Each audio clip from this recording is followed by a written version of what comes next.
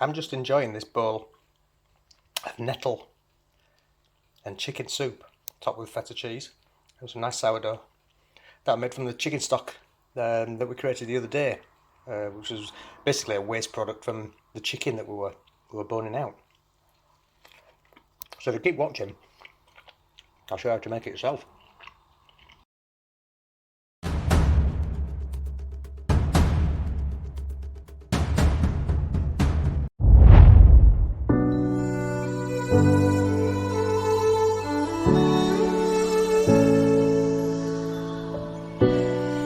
Hello again. So following up on the last video where we broke down the chicken and we made this chicken stock. Now it's been sat in the fridge a couple of days now. You can see there's a bit of fat formed on the top. So I'm going to skim that off. And when I've been outside, you see I've got a glove on. You can do this without gloves if you're careful. However, I'm not going to bother risking that. We are going to make a nettle soup and use that chicken stock as almost like a bone broth, and cook these nettles. Now, stinging nettles in the UK, obviously very common, especially on waste ground. But you want to pick the freshest shoots, really. Some of these have gone a little bit over, and also pick them from somewhere where you know a dog's not going to impede on them. Try not to get anything that's too close to the ground. Look for things that are away from things that might, contaminate them. And all I'm going to do, I'm going to set these now. I'm just going to put them in a bowl of cold water. I'm going to mix them around in a minute, and what that will do eventually is going to break the little hairs and spikes that give you the sting, basically. And while they're in there, I'm going to skim on a suitable spoon and skim some of this fat. Take this glove off now. Skim some of this fat off of here. I'm only going to make enough for what I'm going to eat right now, so I'm not going to need all of this stock, probably a bit too much. But I really don't want to be eating all this chicken fat. If you're in a situation where you're incredibly hungry and you needed calories, then by all means eat this stuff. When you cook your soup, you're not going to have this floating on the top like this. It's going to be incorporated into the soup itself, so it's not like you'd eat it like this. And it is a good source of clean fat. But for purposes today, I don't really want to be eating all that. I'll leave a little bit in. That's probably enough. I'm going to leave in the vegetables that were put in there. There was only an onion, a bit of celery, and that was it. So yeah, I will leave all that in there. I'll see how we get on, and we'll get that on the gas. Get that warmed up as soon as possible, and let's deal with these. So I'll use this spoon, save washing up. And I'm just going to mix these around, squash them a little bit, and hopefully that's going to start to break down those stingers and the hairs, so they're much easier to handle. Also, we're giving it a wash. Like I said, there's not much coming off of it. These have been growing about 18 inches, 2 foot off the ground from my own garden beside the house. I've let them grow, and I kept cutting them back throughout the last 6 to 8 weeks, so that I've always got new growth on there. And the newer growth is always going to be more tender, a little bit sweeter maybe than the old growth, and it's less chance of being mauled by caterpillars or any other bugs that are out there. Alright, so once we've mashed these up a little bit, hopefully that's going to be sufficient to stop the damn thing stinging me. Okay, have a look. Seems okay. Right. Trepidation, it picks one up. Like that, it's fine. It's not too much stalk, a little bit of stalk, not too much, that can go in there. This one, again, it's only a little bit of stalk, let's have that.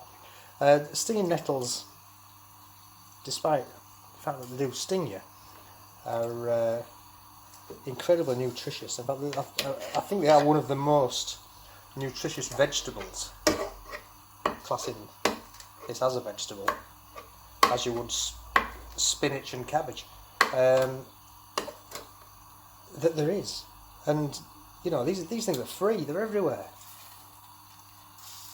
you know, they can be a bane in your garden, but if they're going to keep growing, you might as well try and use them. Now, it's an unusual flavour, but not an unpleasant flavour. It's not what you would expect from this plant at all. They're very peppery, almost like rocket, and they do have like a bit of a gingery flavour as well. Even a bit lemongrassy. They just vary with where they're growing, but they do have an underlying richness that you don't seem to find. I've not tasted that sort of richness in any other plant before, and yeah, I think you'd be incredibly surprised just what this plant tastes like. Anyway, we're going to let that boil, and then we're just going to simmer it for maybe 4 to 5 minutes, blend it up, maybe thicken it, take the seasoning, and we're away. Right, so we've had this simmering now for roughly 4 or 5 minutes. But what I've done is I've added a few garden peas in there just to give it a little bit more body, and I'm just going to give it a whiz now with a hand blender.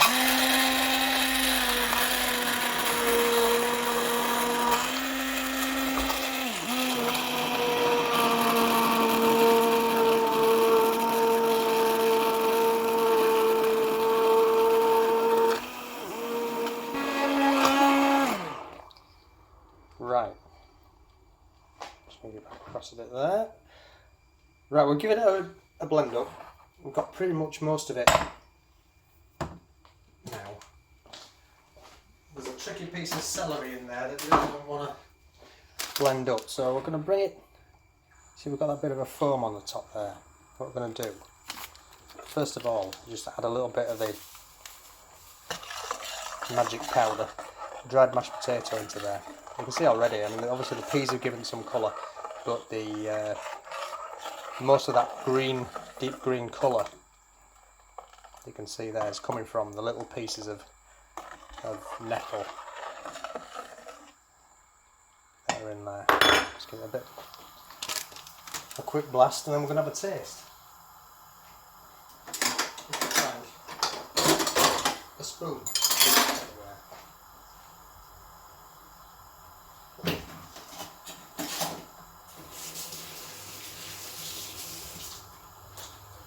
Right, we've got a spoon, we're just going to check the seasoning.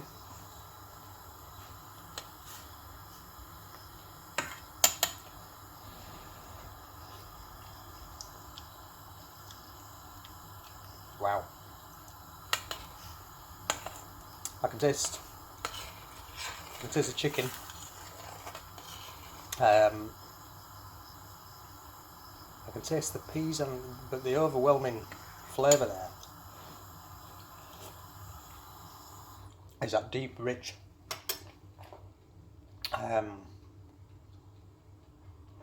green. You just taste green,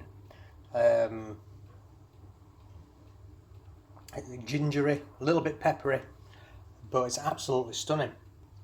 Now, I'm probably going to go try and get this just a little bit thicker, so I'll probably put maybe a tablespoonful in there altogether now of dehydrated potato. You can see as it's thickened, that foam that was sat on the top, a lot of that's now absorbed back into the soup. It's getting just right now, into a texture where we want to be. Salt wise, it was pretty good already. I think I did put some salt in the stock. I'm not going to add any more salt to that. I'm going to add a little bit of black pepper.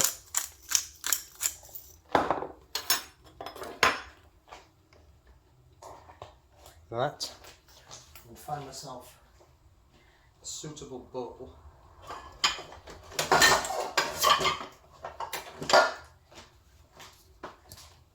Right, so I'm going to go with this one. And I already know what I'm going to do with this. I've got some more sourdough that I can use up, and I'm going to just have it with bread and butter. So we're just going to get some of this soup in there. It's probably more than I'm going to need.